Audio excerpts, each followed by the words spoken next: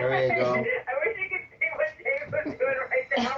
11-year-old James Leininger looks and acts like most boys his age, but beneath his playful spirit is a very deep soul. And I said, you know, I'm really glad you're my son, and I'm just really fun to have you as my son. And he says, well, I know, that's why I picked you. When we first met Bruce, Andrea, and James in 2005, his passion for World War II fighter planes was obvious. I can beat the Japanese easy as pie. The fascination began when he was a toddler. The pilot put him on? James seemed intimately familiar with the aircrafts. He started doing these little drawings of airplanes shooting at other airplanes or being shot down. Bombing ships, you see men parachuting.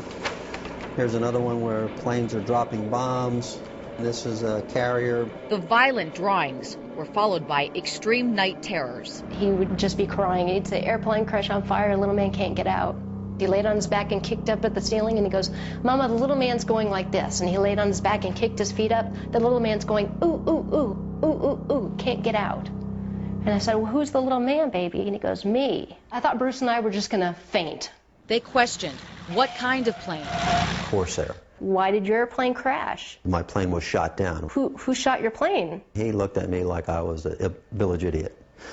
He said, The Japanese. where did he take off from a boat? Do you remember the name of your boat? He said Natoma. And his name? He always said James, but his name is James. Stunned by his son's words, Bruce tracked down veterans of the USS Natoma Bay. I wanted to disprove it. Columbus, Ohio native Leo Pyatt served on the ship. He asked a few questions about, did I know some of the people? Oh, yeah, I remember those people. Yes, there was a Jim Houston, a rather large shell.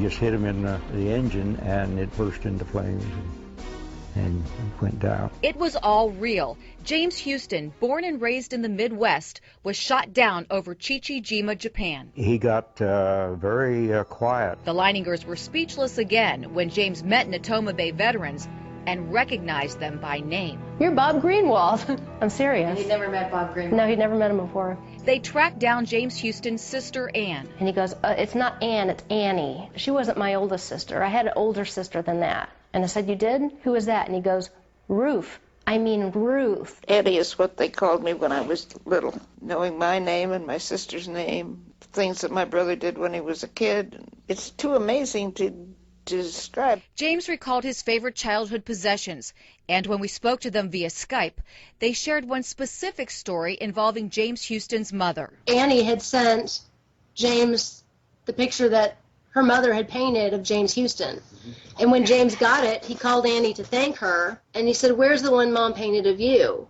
And so she went and found it and sent a copy, and later on she told us that no one in the world except her brother and sister knew that there was an identical picture of Annie when she was the same age. Amazing stories like that caught the attention of Japanese filmmakers. Not long after our story aired, they flew James and his entire family to Chichijima, Japan, and the site of James Houston's plane crash. Took a tour of the island, got up on a ridge overlooking the harbor. James said, this is where the planes flew in the day my plane was shot down. Without any help, James knew exactly where the plane crashed. They held